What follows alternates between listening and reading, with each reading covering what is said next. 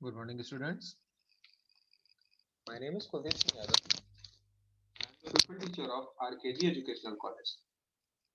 Today we will discuss today we will discuss the topic of water pollution, that is belongs to the science subject, that is of class 7. Okay. So the water pollution के बारे में आज हम लोग जानेंगे. ठीक है. तो बेसिकली अगर मैं बात करूं वाटर पॉल्यूशन की, so water pollution is all about the water, है ना. सो वाटर क्या है कि वाटर जो है एक बहुत ही ज्यादा प्रीशियस रिसोर्स है हमारी लाइफ को चलाने. बिना वाटर के हम अपनी लाइफ सोच भी नहीं सकते हैं इस अर्थ में. लेकिन डे बाय डे धीरे धीरे क्या हो रहा है कि जैसे जैसे समय बीतता जा रहा है या जैसे जैसे टाइम हमारा पास हो रहा है, ह्यूमन बहुत ज्यादा प्रॉब्लम क्रिएट करने लगा है नेचर के साथ. वह नेचर के साथ ही खेलने लगा. उससे क्या हो रहा है, धीरे धीरे वाटर जो है वो पॉल्यूट हो जा रहा है. जैसे जैसे हमारी केयरलेस बढ़ रही है उसी तरीके से हम वाटर को धीरे धीरे पॉल्यूट करते जा रहे हैं. और साथ ही साथ ड्रिंकिंग वाटर को भी हम लोग रिड्यूस करते जा रहे हैं. हमारा ड्रिंकिंग वाटर जो है उसका भी सोर्स कम होता जा रहा है ना. सो यहाँ पे जैसे मैंने बताया आपको कि water is getting polluted day by day due to the excessive and careless use. हम इतना ज्यादा यूज कर रहे हैं इसका और इतना केयरलेस के टाइप में इसका यूज कर रहे हैं कि जो हमारा जो ड्रिंकिंग वाटर है वो धीरे धीरे और कम होता जा रहा है. Normal drinking water 3 to 5% available था. Now it is in between 2.4% to near about 3.5%. मतलब ये कि हमारा जो ड्रिंकिंग वाटर है वो इतना ज्यादा कम हो चुका है ना.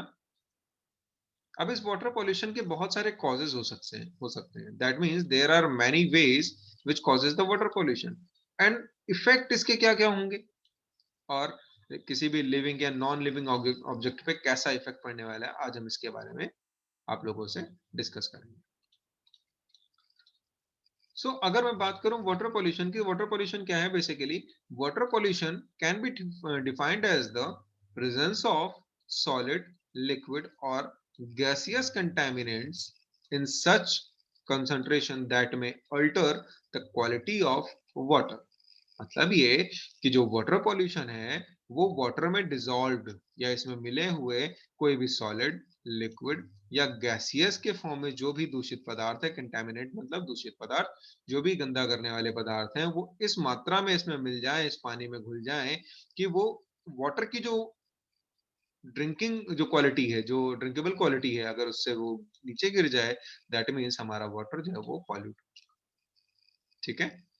सो बेसिकली कोई भी गंदा पदार्थ अगर वाटर में डिसॉल्व हो जाता है तो मतलब ये है कि वाटर हमारा पॉल्यूटेड.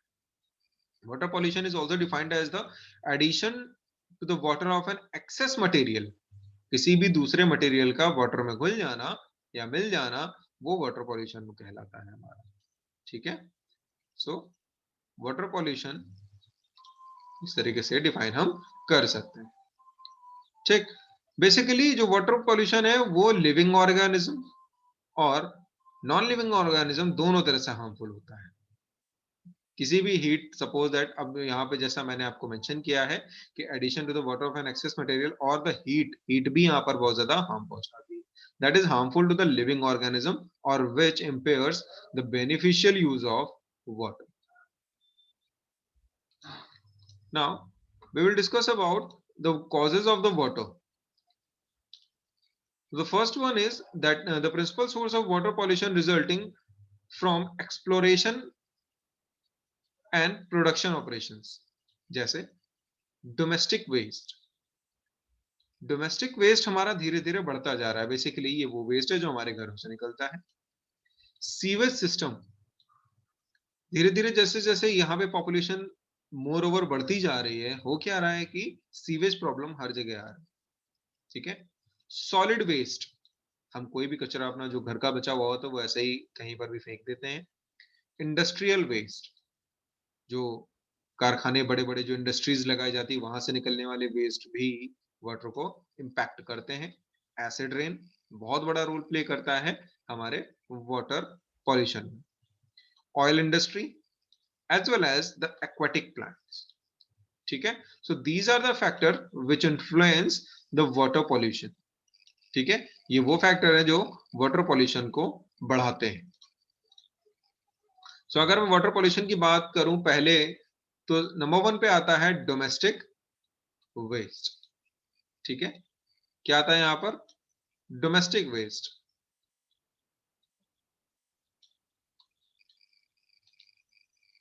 अब बेसिकली है क्या डोमेस्टिक वेस्ट? कि dumping of household waste into water. मैंने यहां पर 3 चित्र आपको दिखाए, 3 पिक्चर्स मैंने आपको यहां पर शो की. ठीक है, पहले पिक्चर में एक घर से वेस्ट मटेरियल सीधे पानी में जाता हुआ दिख रहा है. दूसरे में ये पर्सन सीधे सीधे डंप कर रहा है यहाँ पर पानी में घर का कचरा, और ये जो गाड़ियां हमारे घर से कचरा लेके जाती हैं या जो डंपिंग मटेरियल्स लेके जाती हैं, वेस्टेज लेके जाती हैं, वो सीधे सीधे वाटर बॉडी में डिजोल्व कर रहे हैं, वहां पे फेंक दे रहे हैं. सो बहुत बड़ा रोल प्ले करता है डोमेस्टिक वेस्ट भी. इससे पूरा का पूरा पानी हमारा गंदा हो जाता है. ठीक है, चल. So now the second one is the sewage waste. Sewage waste is the second point जिसमें क्या होता है which pollutes the water basically. ये पानी में जाता है और पानी में घुल करके तरह तरह के जर्म्स एंड बैक्टीरिया वहां पर पनपने देता है, पैदा करता है. इसकी वजह से क्या होता है, जो हमारा पीने का पानी है वो पूरी तरीके से प्रॉब्लम कर जाता है और हमें शुद्ध पानी नहीं मिल पाता. So sewage waste is also a major problematic thing. ठीक है. So now moving to the next, solid waste.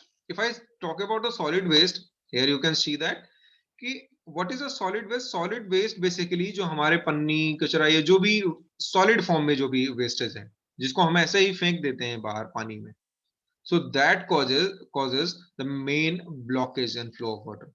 Water अगर फ्लो नहीं होगा, एक ही जगह पर वो स्टिल रहेगा, तो जाहिर सी बात है वहां पर बहुत सारे छोटे छोटे ऑर्गेनिजम्स जो कि हार्मफुल होते हैं वो वहां पर पनपने शुरू हो जाएंगे, and that is very harmful for human being and other living organisms. ठीक है, so it causes basically water as well as air pollution. ये जो रुका हुआ यहाँ पे सॉलिड वेस्ट होता है, ये वाटर पॉल्यूशन ही नहीं, साथ ही साथ एयर पॉल्यूशन को भी बढ़ा देता है. Then polythene is the main solid waste. इसमें जो सबसे मेन सॉलिड वेस्ट है वो है हमारा पॉलीथीन, और ये बहुत ज्यादा इंपॉर्टेंट रोल प्ले करता है. कैसे? ये पॉलीथीन कहीं पर भी अगर हम फेंक देते हैं तो इसका जो मिनिमम ड्यूरेशन होता है वो नियर अबाउट 100 ईयर्स होता है. मतलब 100 ईयर्स में तब जाकर के ये डैमेज होना शुरू होती है. सो polythene is the main solid waste which influence mostly the water, that causes the water pollution. The fourth one is the industrial waste. हम देखते हैं जितनी भी इंडस्ट्रीज हैं, they are mostly situated at near side any kind of a water bodies. अब वो side में किनारे में वाटर बॉडीज रख दी जाती है, वहां पर लगाई जाती हैं और सारा का सारा पानी ये लोग यूज करते हैं. बट जो वेस्ट मटेरियल है वो सीधे सीधे ये लोग वाटर में ही डंप कर देते हैं. उससे क्या होता है कि एक केमिकल की लेयर पूरे के पूरे वाटर में फैल जाती है, और वो जो पीने लायक पानी होता है वो पूरी तरीके से डैमेज हो जाता है, वो पूरी तरीके से पॉल्यूट हो जाता है. बेसिकली उसमें बहुत सारे केमिकल्स मिल चुके होते हैं. तो इंडस्ट्रियल वेस्ट भी एक मेजर इंपैक्ट डालता है हमारा किसमें? वाटर पॉल्यूशन में. आप आई होप आपको समझ में आ रहा होगा ये. तो industrial waste containing paper waste. Industrial waste में कौन कौन सी चीजें आती हैं? बेसिकली पेपर वेस्ट आ जाता है, रबर, मेटालिक, एल्यूमिनियम, इन सब का वेस्ट वो डायरेक्टली जो है वाटर में फेंक दिया जाता है, विच पॉल्यूट्स द वाटर. ठीक है. Then the next is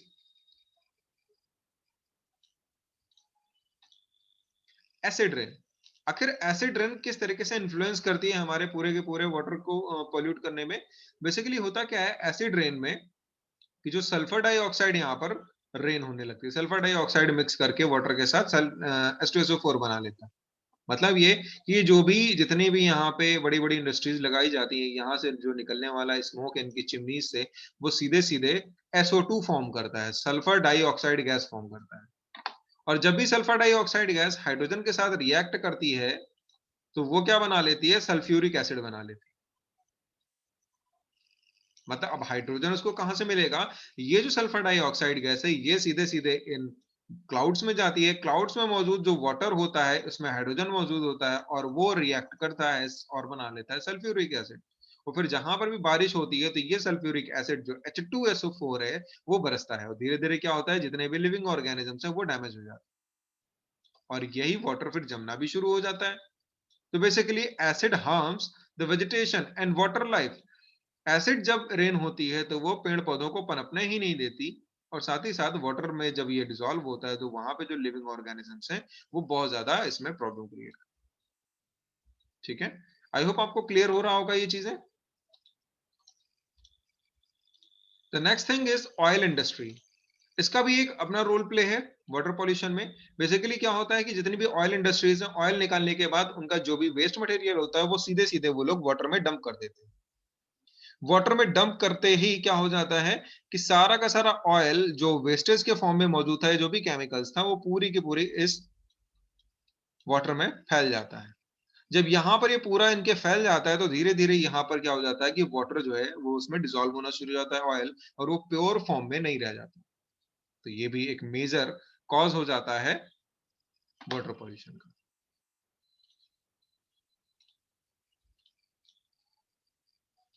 water pollution का एक अनदर कॉज है, that is known as the aquatic plants,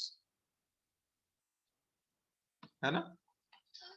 Not, and the aquatic plants are like the plants basically.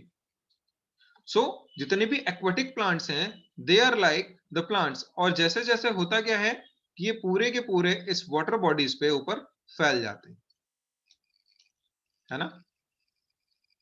ये पूरी की पूरी इस पे वाटर पे फैल चुके होते हैं, इस तरीके से फैल चुके होते हैं जैसे पेड़ पौधे हैं। हम लोग ये सोचते हैं कि these are just tiny bushes or the plants, so they are gonna be beneficial to us, this seems like that, but they are not actually। ठीक है, so basically होता क्या है कि ये सारे के सारे यहीं पर फैल चुके होते हैं और यहाँ पर फैले होने के साथ साथ सबसे इनका जो मेजर इंपैक्ट पड़ता है वो क्या पड़ता है कि इनकी जो लीव्स हैं वो पूरी की पूरी इन वाटर पे पूरी तरह से फैली हुई होती हैं और ये वाटर को जो है इधर उधर जाने से रोक देती है बेसिकली। और सबसे बड़ा मेजर पॉइंट इसमें क्या आता है कि जो लीव्स हैं, they are gonna absorb all the nutrients which are present in the water। ठीक है, अब जो यहाँ पर जितने भी सारे के सारे वाटर, इसमें जितने भी न्यूट्रिएंट्स प्रेजेंट हैं, अगर वो सारे के सारे इसमें प्रेजेंट है और वो ये लोग एब्जॉर्ब कर लेंगे, तो बट ऑब्वियस है कि जो वाटर बॉडीज में रहने वाले जितने भी लिविंग ऑर्गेनिजम्स हैं, वो सारे के सारे प्रॉब्लम में आ जाएंगे। मतलब ये कि फिर उनको न्यूट्रिएंट्स मिलेगा ही नहीं, तो वहां पर लाइफ की आप सोच भी नहीं सकते। Clear? Moving to the next. So basically moving to the next, that is the religious means। So the religious means is the main, or I can say it is the major it is the major cause that influence the water pollution।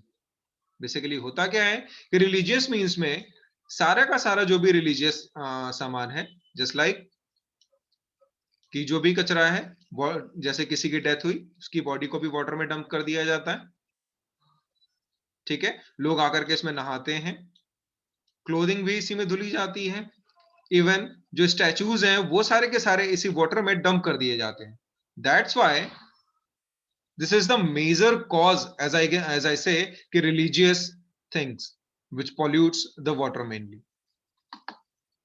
Water pollution में religious means में ये जो लोग dump करते हैं, इसका बहुत major role play होता है, हर साल होता है।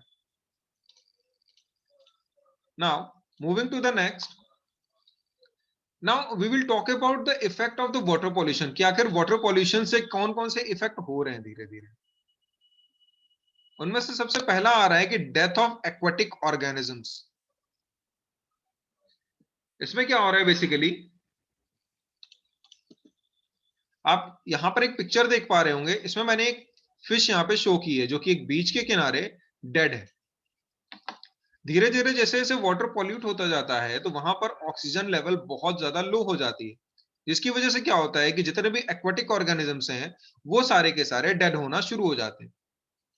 सो that's why without water the life can not be possible, और with polluted water it also can not be possible. I hope आपको क्लियर हो रहा होगा। The next thing is effect of water pollution, but the effect of water pollution of rivers changed into dustbin. ये सबसे बड़ा major issue बनता जा रहा है आजकल कि जो रिवर्स है उसको डस्टबिन की तरह यूज किया जा रहा है ना। मतलब ये कि हम जो भी सामान होता है वो सीधे सीधे हम लोग रिवर में थ्रो कर देते हैं, तो they are just like a dustbin. सारा का सारा वेस्टेज मटेरियल आपका इस वाटर में डिसॉल्व होता जाता है और जो कि वाटर को बहुत बुरी तरीके से पॉल्यूट करता है। क्लियर है?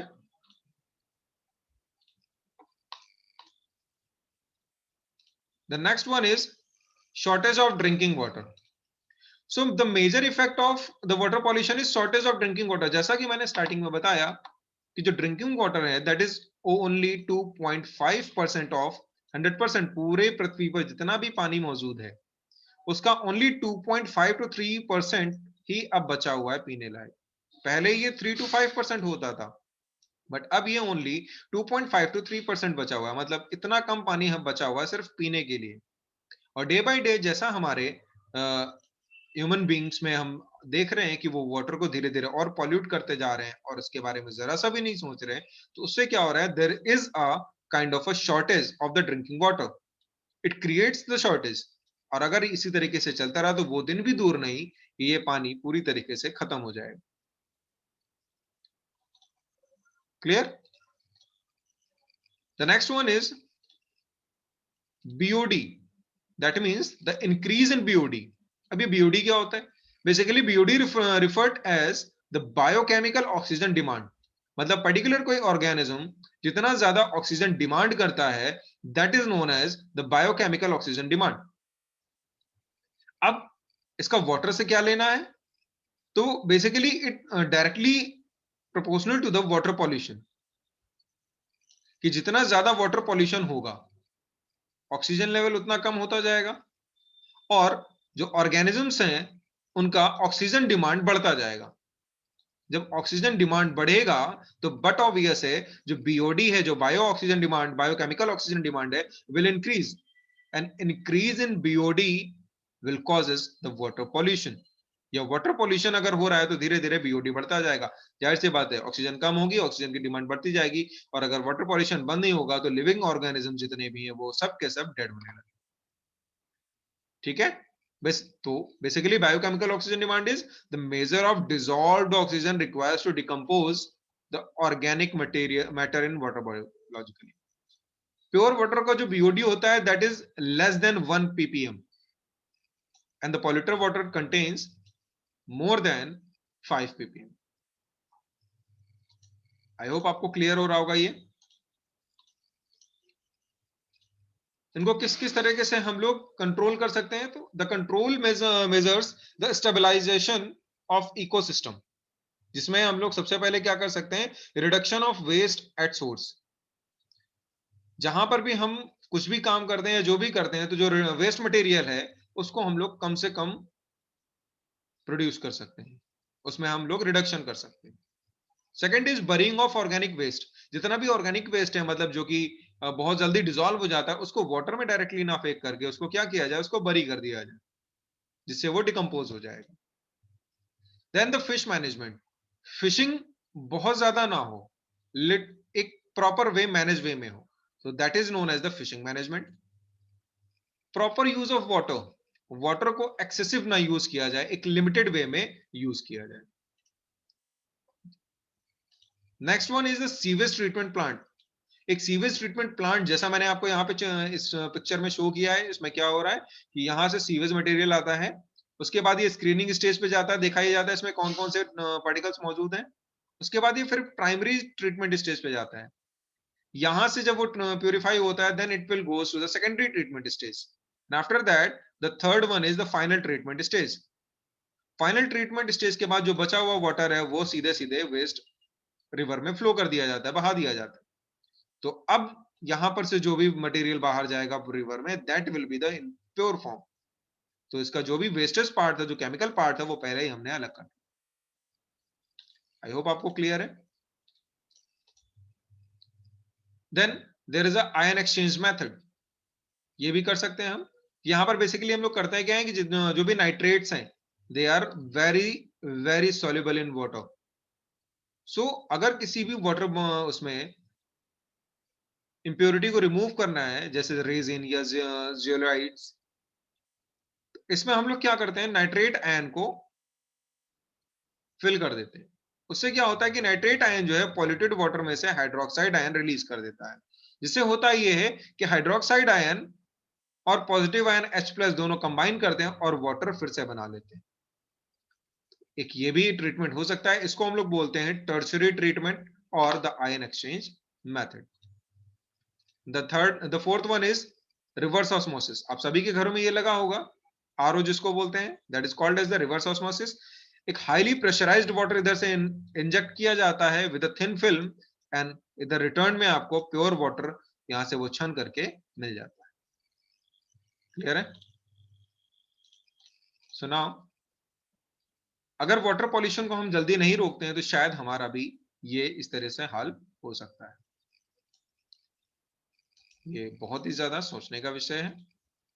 आई होप आपको आज की क्लास अच्छी लगी होगी। Thank you.